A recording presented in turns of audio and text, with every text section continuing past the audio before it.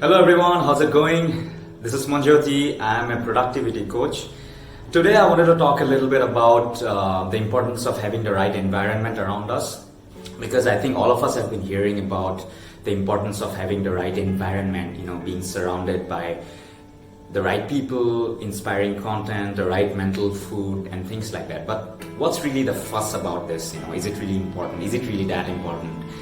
Can we afford to not pay attention much to our environment, just go with the flow and live life by accident? Is that okay? To state its importance, I want to give you an example. So this is a social experiment. So there were two guys. So these two guys walked out into the street, right? This first guy had a cup of hot coffee. The other guy had a sheet of paper with a story in it. The story had a central character, right? And these two guys were out in the streets. The first guy randomly stopped an individual and he asked that person to hold this cup of hot coffee. He's like, can you please hold this cup of hot coffee while I tie my shoelaces?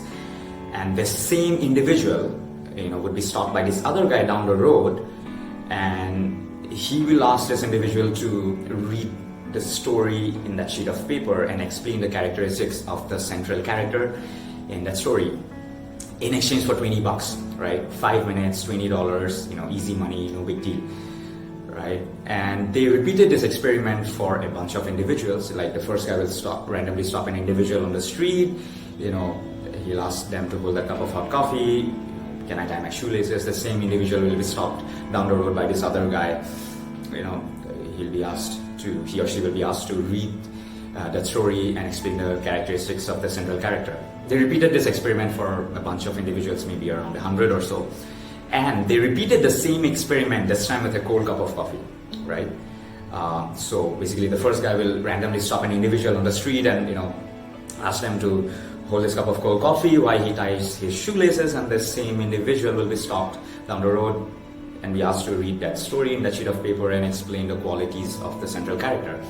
So there is a very, very interesting conclusion that came out of this experiment, and this is a little scary and also very, very interesting.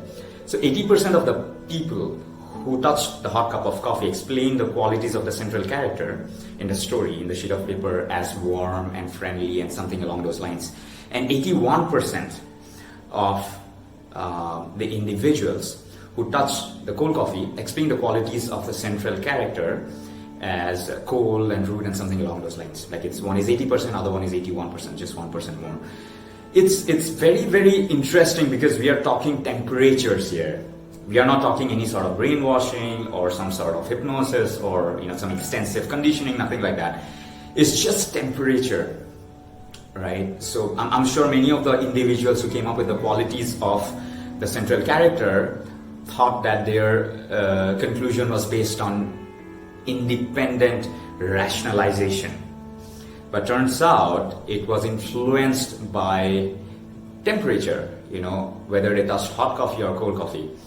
So this is just temperature, right? And if temperature can actually influence our thinking to that extent, we are bombarded with so many things in our environment, right? Because we are, in social media, we are watching a lot of movies, YouTube videos, we are talking to so many individuals, the work that we do, movies that we watch, advertisement, bombardment, phone calls, all sorts of things, and people we surround ourselves with.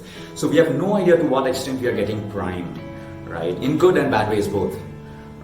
But it's for sure that we are getting influenced at a very profound level, more than we would like to appreciate or admit. This doesn't have to be bad news, because what that means is by taking charge of our priming, by paying some attention to our environment, we can actually take charge of some of the conditioning that happens, which is mostly unconscious, right? It's a hypnotic phenomenon, right? So it's very, very important for us to surround ourselves with the right set of people, inspiring environment, inspiring people who lift us up versus people who pull us down, or surrounding ourselves with the right mental food, motivational videos, audiobooks, or regular books, or some mentor, or a coach or something like that, right?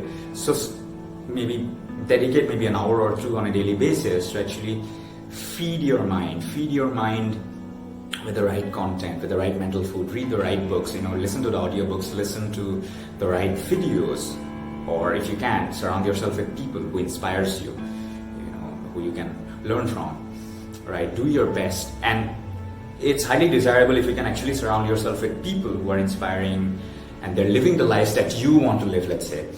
But at times it may not be possible. We cannot find all these people, It may be very hard for us to have Tony Robbins physically in our environment, but that doesn't mean that we don't have access to all these guys, right? Because we live in a virtual environment. So if you cannot create a real environment, you can create a virtual environment.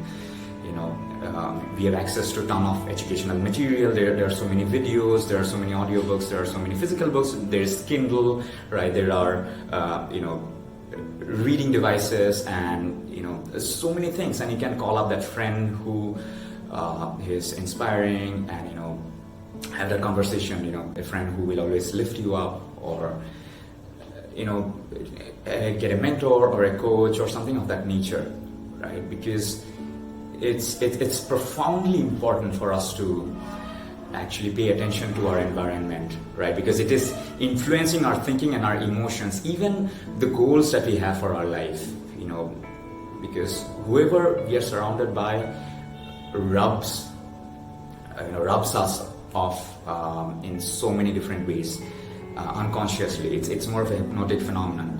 So take time out to feed your mind on a daily basis, because stuff goes in there, they become part of your internal story, that becomes part of your identity, that takes over your life, right? And we accidentally end up becoming who we may not really want to become if you're not careful, let's say. And it happens with us all the time, right? So if we take charge of our environment to some extent, and take time out to create that environment, be in the right environment, be in an inspiring environment, I think it's going to pay off really, really well in the long run. And you cannot control it completely. There might be some degree of negative conditioning or influencing that is not desirable, but what we can do is we can actually offset that through some kind of positive conditioning as well, right? And we don't really need people around us. We can actually create a virtual environment, because we have access to books, we have access to so many materials and educational stuff virtually at no cost, right? We have the internet, so we can take advantage of all these resources at our disposal. So that's all I wanted to share, because I thought this is a profoundly important phenomenon for us to not pay attention to. I hope this